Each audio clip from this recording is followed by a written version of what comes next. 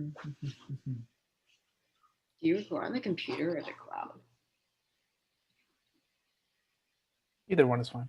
Okay, I'll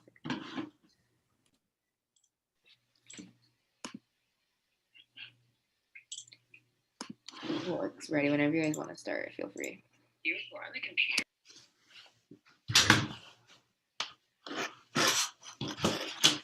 All right, cool. Can y'all see that? Yep. Oh, wait. Oh, there we go. Okay. Yeah. Okay. Cool. Hey, what's up, y'all? Welcome to the Python Advanced Workshop. I'm Rohan, and Kush is also here. And what's up? And we're gonna be like going through some more like practical Python for like hackathons, and like going over like kind of how to use libraries, how to install libraries, and how to like get cool things working, as opposed to like, I guess, the fundamentals of Python. Cool. Let's go ahead and get started. So the first thing is like, we'll need to like be able to like set up and manage like Python environments. So like when you're working on projects, you're going to need to pull a lot of different code from a lot of different places to like install and use with your project. So there's 3 good tools for kind of like setting up and managing the code bases and the tools you need to like build a hackathon project from scratch. So kind of like those 3 like tools that we'll kind of go over are like Conda, virtualenv, and Pip. So we'll start off with like kind of what is Conda, like a high level overview of what it is. And it is like a virtual environment and package manager for Python projects. And the nice thing about Conda is it also handles like code that is not necessarily written in Python, whereas these other 2 are not so great about using it.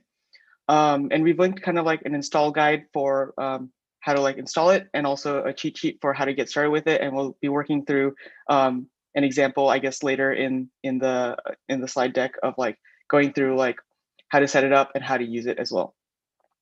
virtualenv and Pip are kind of like the alternative in a sense to Conda that can be kind of combined together to provide the same functionality. Virtual environment it just manages virtual environments, so different like sets of packages like put together, and you can like name those and like pull those and switch between different virtual environments. And Pip is a package manager used to like pull particular packages or pieces of code that you want to use. But we shouldn't really have to worry about virtualenv. Like if you have the choice, just go with Conda. Like it's the best thing you can use. Cool. All right, so we're just going to go over some general functions, modules, things that you guys might need to know.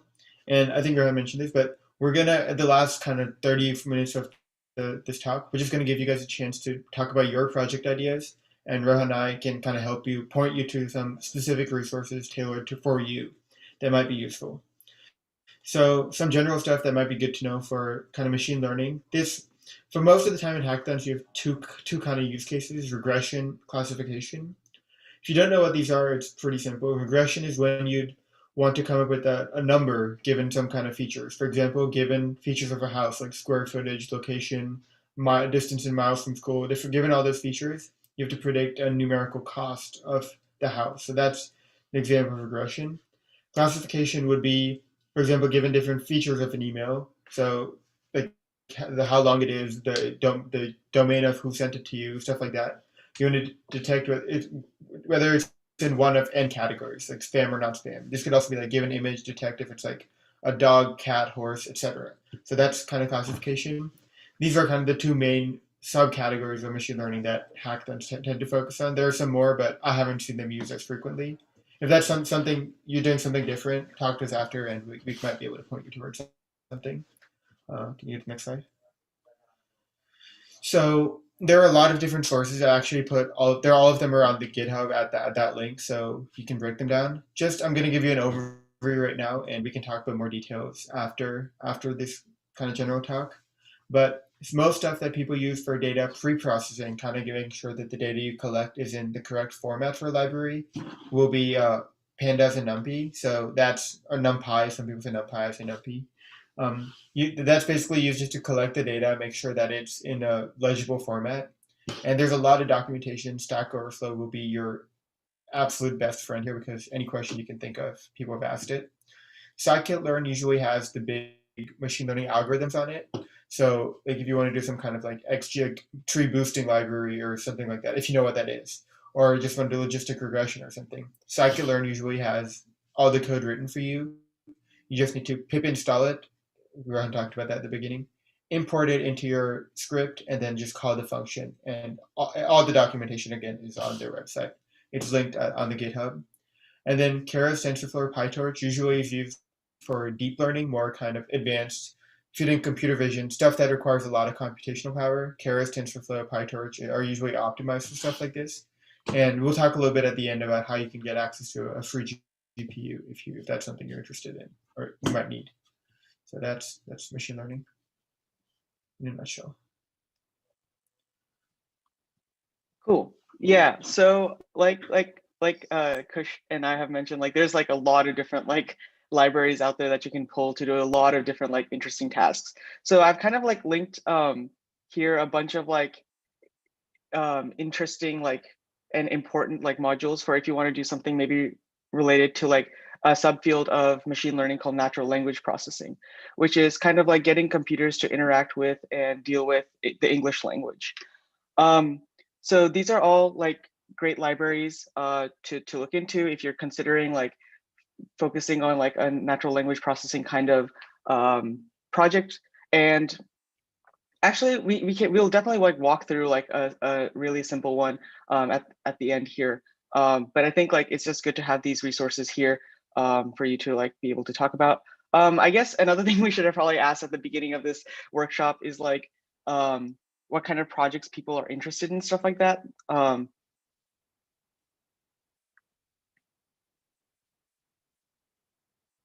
Okay, we'll do that at the end and just like kind of step through all of this stuff. Yeah.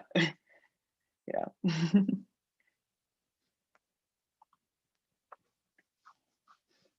Okay, so one other really common subcategory of problems I've seen at hackathons is something to do with computer vision. This could be something directly, for example, if you're using your webcam or some kind of camera, or it could be you're taking existing images from the internet or some kind of data set. And you're trying to do something cool with that.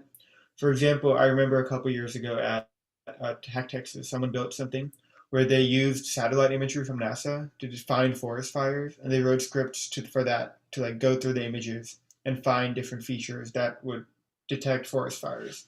So stuff like that, you can do a lot of really cool real-world applicable projects using computer vision.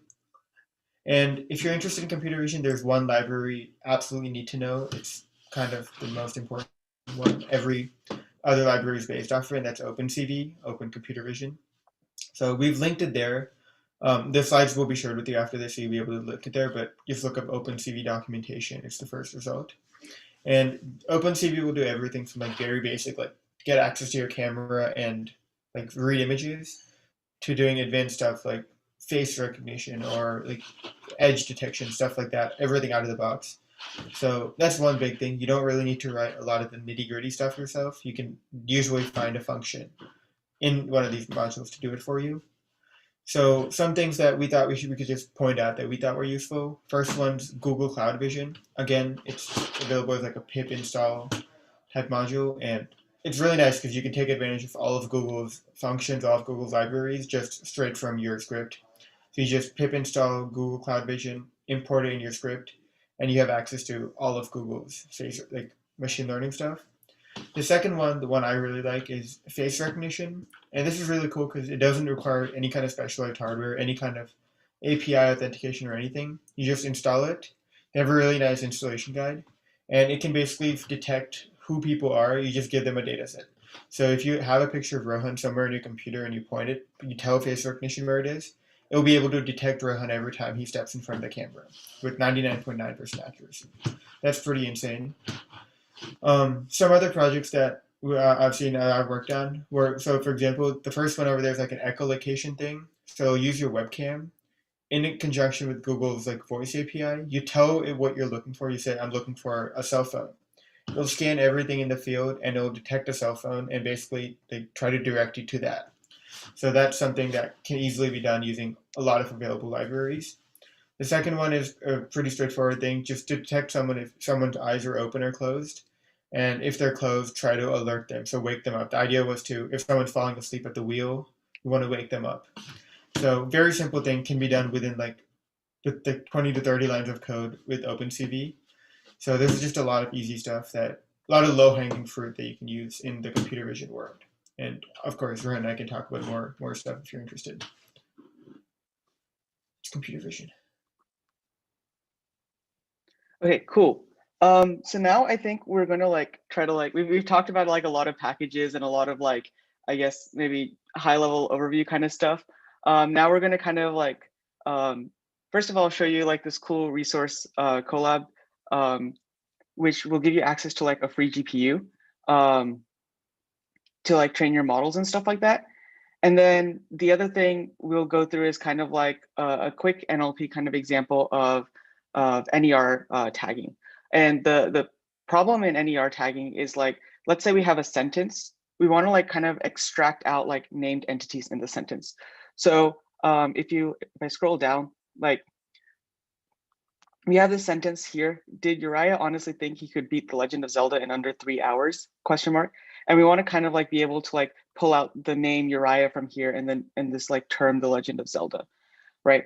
So one of the packages I think we talked about was this Allen NLP package, right? And we want to like basically install it and figure out how to use it. And so like on the Allen NLP like page, it will have like an example here. And it says, okay, these are the requirements you need to install on your computer to like get everything to work. So in this case, it's Allen NLP version 2.1.0 and Allen NLP models version 2.1.0. And then it also needs this other dependency, NLTK 3.4.5. And NLTK is this thing called the Natural Language Toolkit. It's also very powerful and you can use it for a whole bunch of applications. And I think there's like a laundry list of like tasks it's able to like solve. So the first thing we're going to do is like pip install these on our like Colab notebook, and it will just run and collect all the packages it needs to like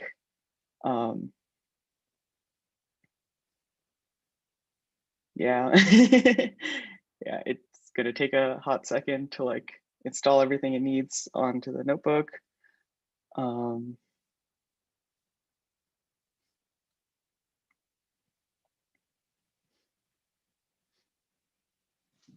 feel like it should play waiting music or something.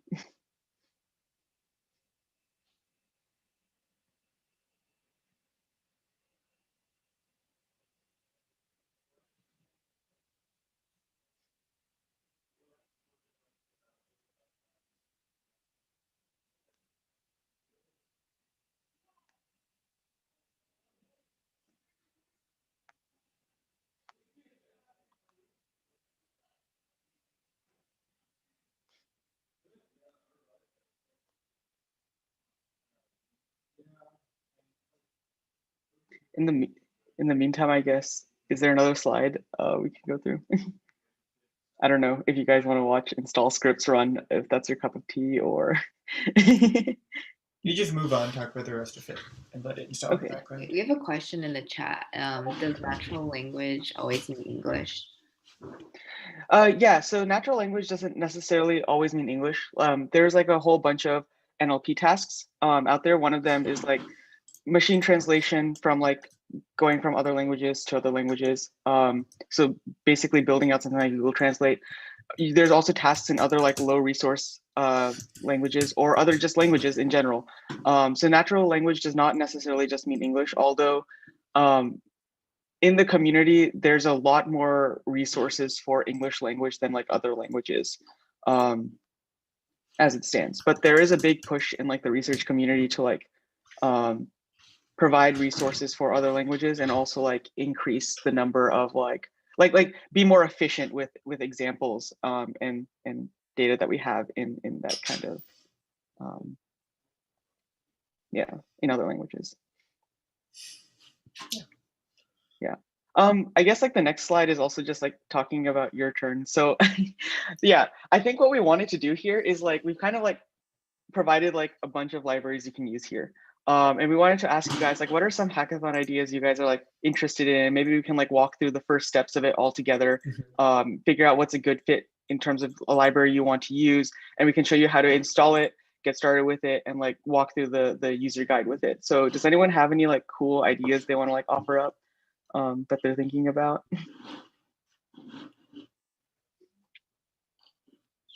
It doesn't have to be very fleshed out at all. It could just be something you've thought about, like in the shower or something, and we can talk about it, whether it's even feasible or not. So kind of just helping narrow down your project ideas.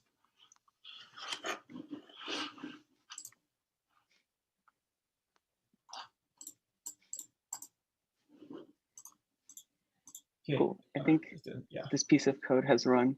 So we've successfully installed NLTK, we have successfully installed NLP, and now we just run this piece of code.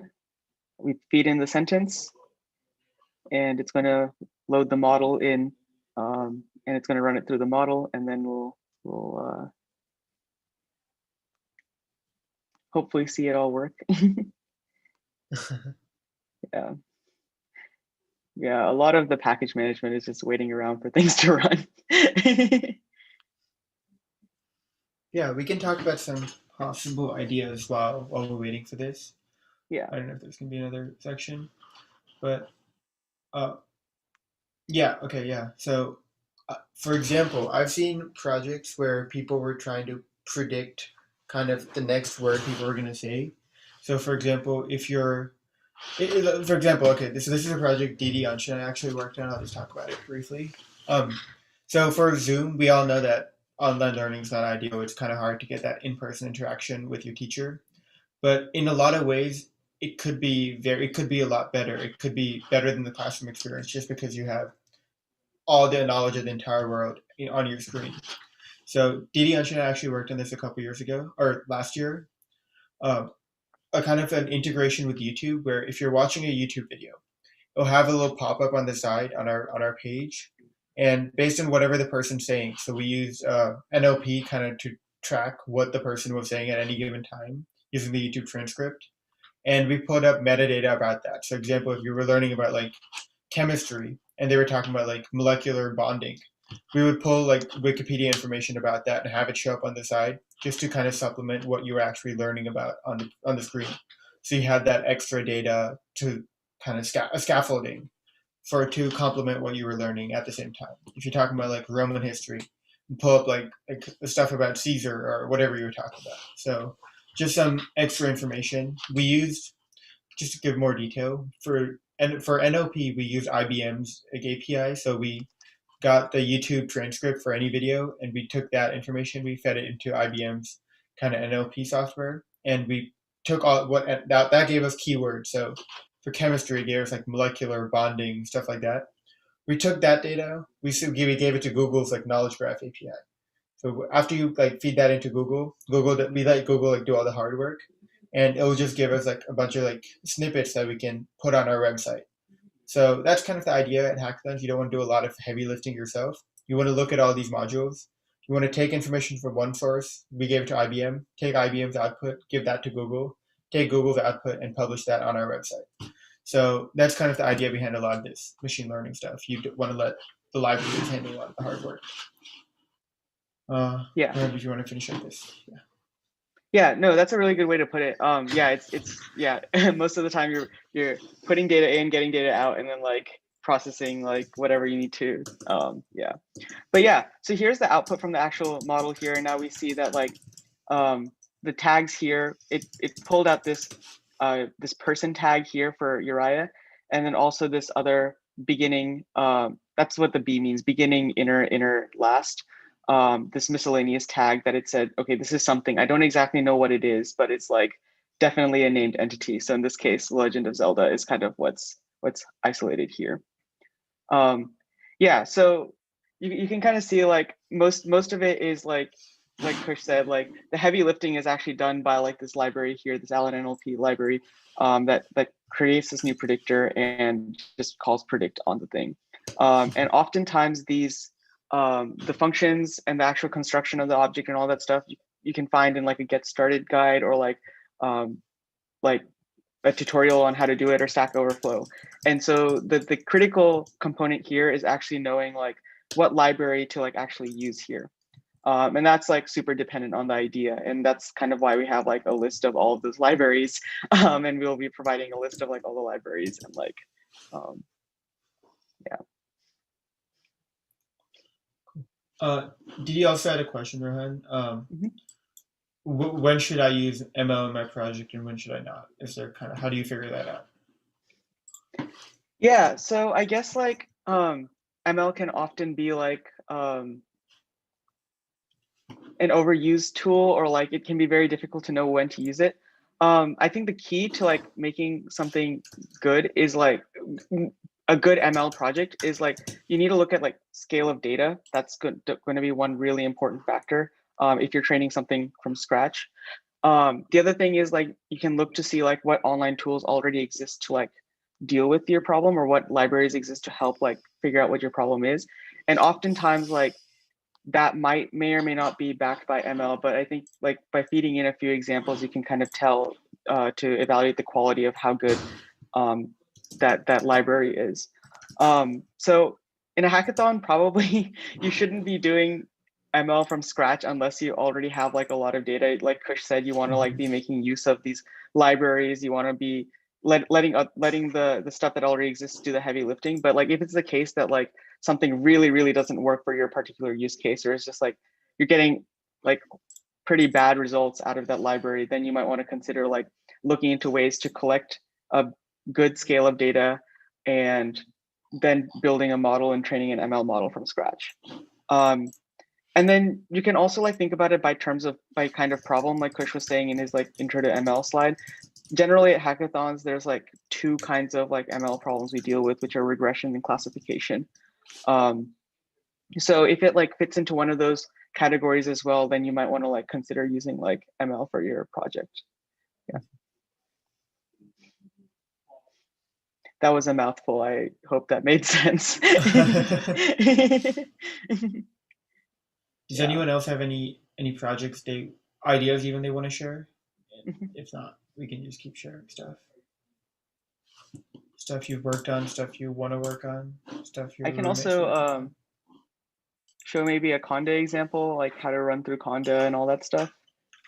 That'd be good. No one has that. Yeah, let me do that.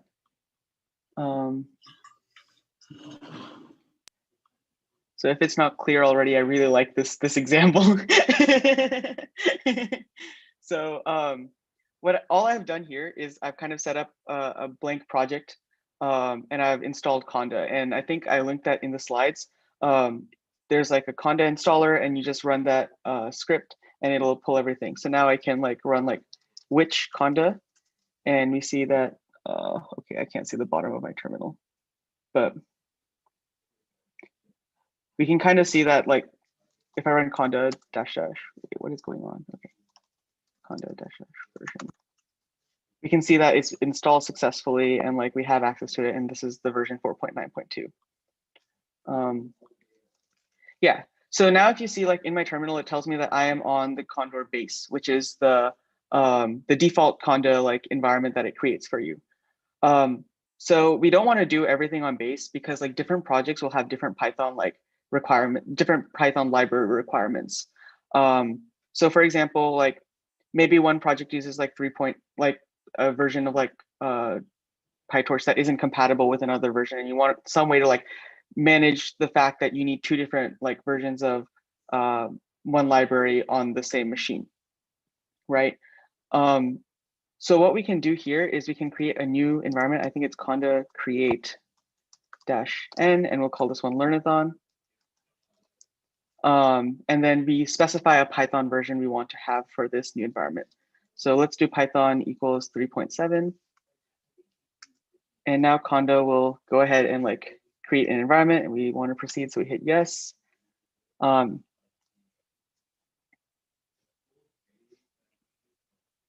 Cool. And now we see we have created an environment called Learnathon. And if we want to switch to this environment, we run conda activate Learnathon. Can you all see this also? Is this like too small? It's good. I can zoom in a bit. I think it's fine. Okay. Yeah. Okay, cool. So we'll do conda activate learn. Well, before I do that, also like we want to make sure like pip and stuff is like pointing to the right things. So for example, if I run which pip right now, it just points to like a default Anaconda 3 version of pip, right? But after I Conda activate Learnathon and I switch this Conda environment, now if I run which pip, it will point to like a specific version for the Learnathon. So now when I run like pip install XYZ package, that's not actually a package, it will be particular to this Learnathon environment. And now I can like create new environments to have different packages. So I think that, does that kind of help illustrate the point? Does that make sense to everyone?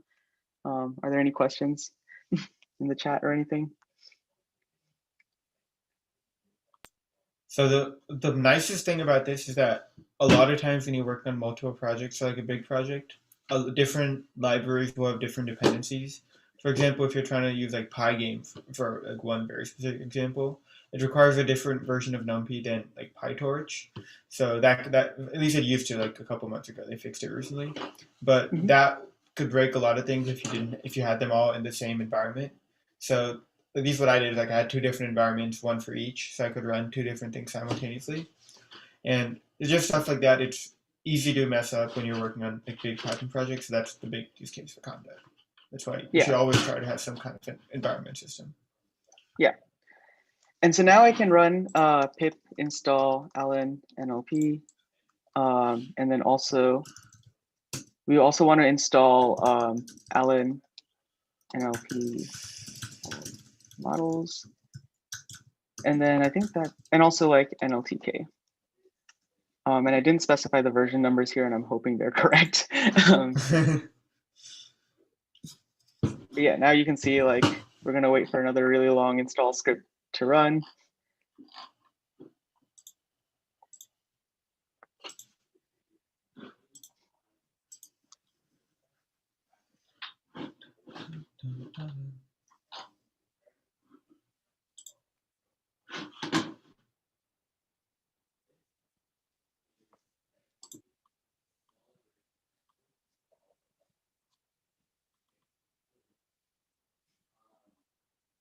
Is there anything in chat like for ideas or anything? Yeah, I think we haven't actually started like the actual hackathon, so maybe people don't actually have ideas of what they want to work on just yet. Okay, yeah, that's fair enough. Yeah, yeah, and I think Kush and I will be like available like for office hours for helping you like to debug stuff. Like a lot of this stuff is just like so specific to the actual project itself that like yeah. Okay, so now everything is installed, and now if I have this like Python file already written, which was like that one block of code, just like from the collab. If I run Python in that file,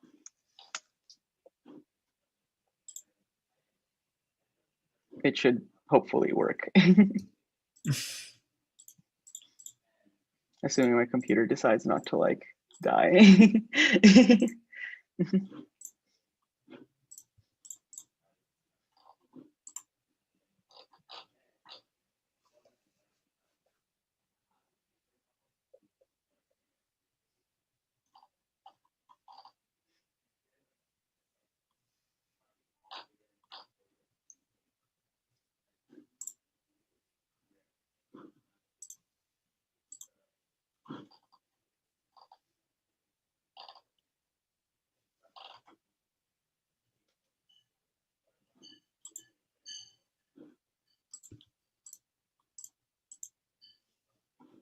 Anytime now, buddy.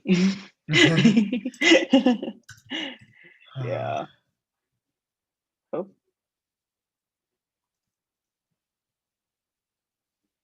Cool. And now we have like here's the output that I printed, this NER sentence. And then here are the actual tags as well.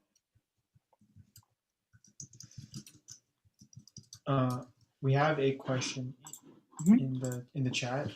Is it harder or easier to work with pictures versus videos versus word/language? That is a good question. Yeah, I think it's probably easier to work. In my experience, it's like a lot easier to work with like language than it is videos and like images and stuff, just because around videos and images and stuff, you typically need like some other like helper like library to like help manage those images and videos. So I think Pillow is a very common one. I think Kush can speak more to like image stuff because Yeah. yeah. Images are kind of tricky to work with just because there are a lot of different color schemes. It's hard to work with, like, if you don't understand all the like the matrices and stuff, it's kind of tricky.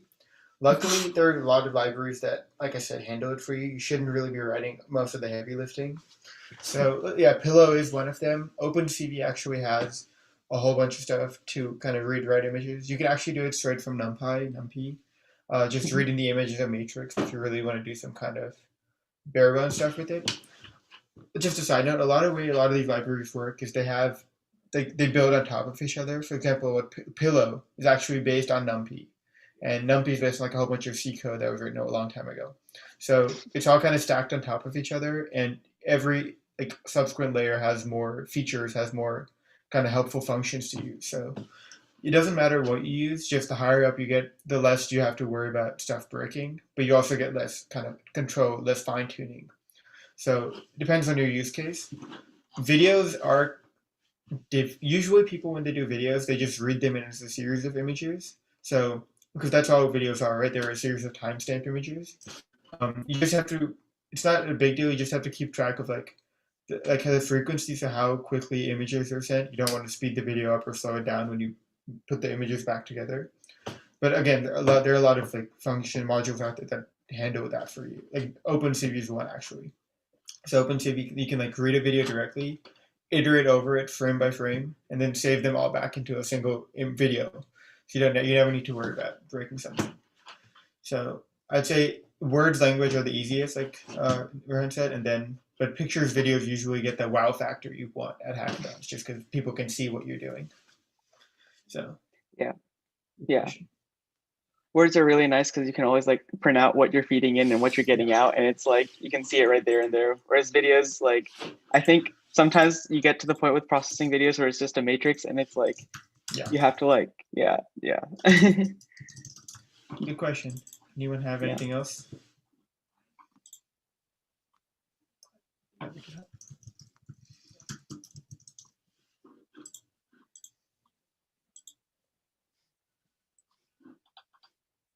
Are there any other examples? Yeah. Oh. Do you have a project you could share? Talk about how you approached something you've worked on?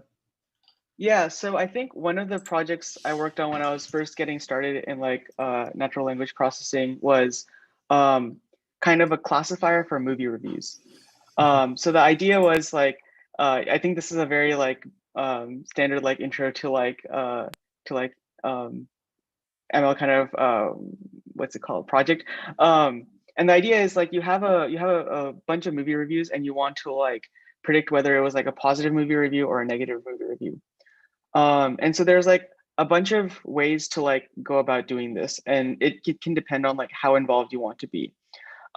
Some libraries like come with like pre-built like sentiment classifiers. That's what this task is called generally, sentiment classification. So like Allen NLP, Stanza, and Spacey, and NLTK.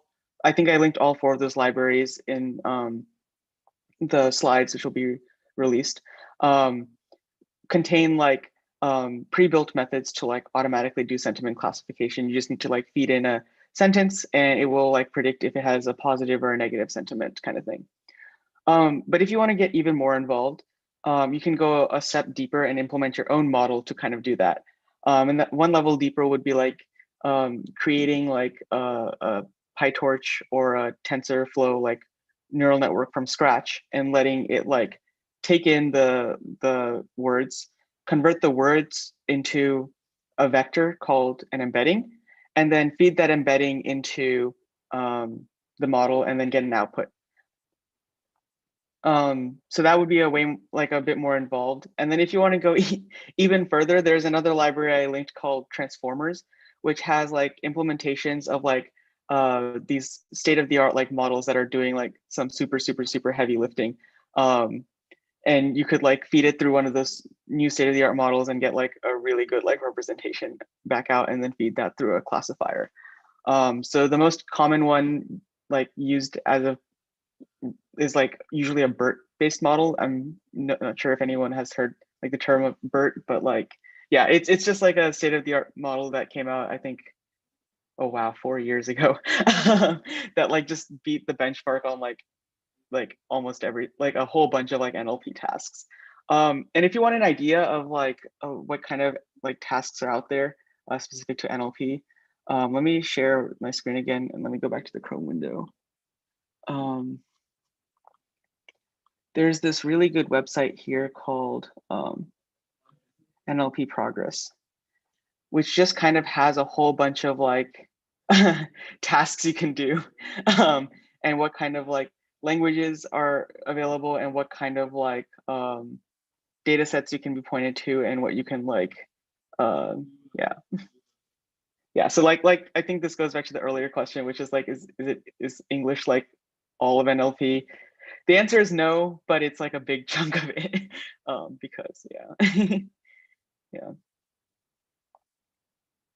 So yeah, here's the sentiment analysis task, and you can see here's like BERT like being state of the art, and then there's like other models, and you can like there's the paper that was implemented in, but most of these models are implemented in this other library called Transformers. It's by this company called Hugging Face.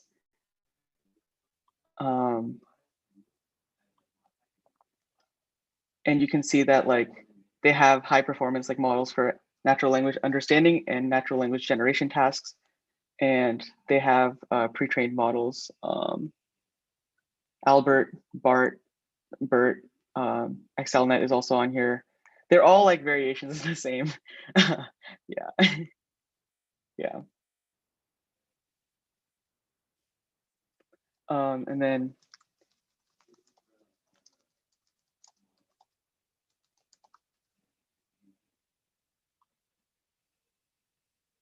And then this is like some of the stuff Alan NLP can do. This is like a more visual way of looking at it. So here's like an example. And if you run the model, let's see. Oh, this is not sentiment analysis, right? So we run the model on sentiment analysis, and it will output probabilities for like positive or negative sentiment. And the label 1 means positive and 0 means like not positive. Yeah.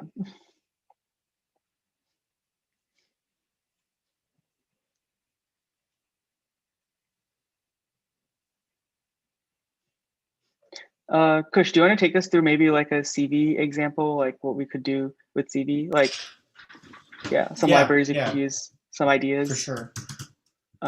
Let me, okay. Do you want to share, or should I, do you want to just tell me what to Google and? I can share, I can share. Okay, let me stop my share. Let me find it out real quick. There we go. Let me share Safari. Incredible. Can you all see this? Yep. All right, cool. So this is just the first thing I talked about, kind of the mother lode for computer vision in general. Pretty much everything you could ever need to do can be done directly from Opencv. So set up everything's kind of basic. Even object detection, which usually you need some kind of like GPU. To be fair, you do need a GPU if you want to do it well. You need some kind of like deep learning network. But for a lot of cases, this is pretty good. You talk about the math. I don't understand it. I don't know anyone who understands it, but it works pretty well out of the box. But if you, for example, if you want to do face recognition, I would say look at something like this, which, yeah, here's the documentation. But like I talked about, essentially, you can set it up to recognize someone's face within 10 minutes. You do pip install face recognition. They give you you clone this repo. They give you a script that you can run to actually recognize someone's face. And all you do is you have images. So in like a folder, you'd say have a picture of Rohan. You'd name it Rohan, and then when Rohan stepped in front of the camera, it would recognize him like this or like that, even in real time. So it's that simple. This is the script you can run to have everything run in real time. So it'll give you that. It works straight out of the box. What I use this for, so I can actually try to find my specific project, but I talked about it very briefly, is to wake someone up when they're actually sleeping at the wheel. So the idea for here, we want it to be for like truck drivers who drive through the night. We looked it up, and there are a lot of people who actually fall asleep at the wheel or kind of drift away, doze away, and before they know it, they're about to be in an accident. So this is kind of to prevent that. Like I said, pretty short code. A lot of this is directly from the internet, through Stack Overflow, which I know people say plagiarism is bad, but hackathons are one place where you can plagiarize all you want as long as your idea is unique. You don't want to copy someone's idea. But so yeah, I used the face recognition library. I got people's eyes. So I'm kind of just going through the code. If people have more specific questions, we can talk about it later. I don't want to actually have to bore people who aren't interested. But all we basically did is for the entire time they're driving, you take someone's face, you find their ears, you find their eyes, and you calculate the distance between their upper and lower eyelid. And all of that's like functions that you can just import and call. You get that distance, and basically if they're closed for a certain period of time, I think mine's like around 10 seconds, or not 10 seconds, 10 hertz, like 3 seconds. You play the song that I have, which is just like someone yelling "wake up" in your ear. So you just play that on loop until someone acknowledges it by pressing space. So very simple project, but you set it up with like a nice visualization. We actually had like an Arduino and like a 3D printed like steering wheel. So you set it up with like a bunch of cool stuff, and you can definitely get set up really well for any kind of project. It's a really, like I said, lots of low hanging fruit here. Lots of stuff you can build on. So I'd say if you're interested in any kind of like CV project, definitely look at Opencv first. Go through this, play with the tutorials, and then you should be set to do pretty much anything you want in computer vision, at least.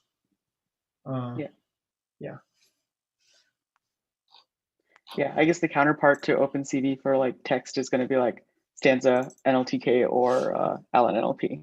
Like all three of those, like yeah. Yeah, and if you've never worked with anything machine learning related, definitely also go through like pandas and NumPy. I can put it in the chat. And NumPy. Yeah. Those are two separate things, by the way, but you want to go through that and make sure you understand the code of the tutorials, and that'll set you up for pretty much anything you want to do. It's good practice to have, even in general, even if you don't use it this hackathon. So, good to know. Yeah, so I guess like a pipeline for like developing your project is first like have like you gotta have the idea, right? Mm-hmm. And then you figure out what tools you need to like implement the idea, right? And then like from there you want to like go through Conda, install that, pull all the stuff you need, and then yeah, hopefully from there like we can like build out the pipeline, and yeah. Okay, I guess if no one has any ideas they want to throw out there, or no one has anything they want feedback on, we can kind of end the official thing a little bit earlier. Yeah, and tomorrow. Yeah. Sorry, just go ahead. No, go ahead, I'm good. I was just saying, like tomorrow, like feel free to drop by in office hours. Like if you guys have any ideas, we can like help you talk through them. So yeah, there's no like rush to get them ideas because technically the hackathon didn't start yet. But yeah. Rohan and I can also hang out after this call for a few minutes to see if someone has stuff, or if you want to go in a breakout room with us, or one of us, you can just text us to do that. But yeah, if you don't want to talk about it publicly. Otherwise, thank you for coming. I think Leanne threw the link to get participation and the secret word in the chat. So make sure you fill that out for those who are watching on the live stream too. Make sure you do that, and we can give you the points you got for attending. Otherwise, thank you for coming. At 3 o'clock, we have a couple other events. So we have a talk with a UT professor who's just going to talk about entrepreneurship. He's really cool. He worked with like Steve Jobs and stuff. He's like a big name in the entrepreneurship world. So definitely show up to that if you're interested. And we have an intro to Firebase. So if you're interested in like cloud technologies, show up to that. That's also at 3 o'clock. So, and they'll all be recorded, so you can check them out at your own time. Other than that, thank you for coming. Stick around if you want. That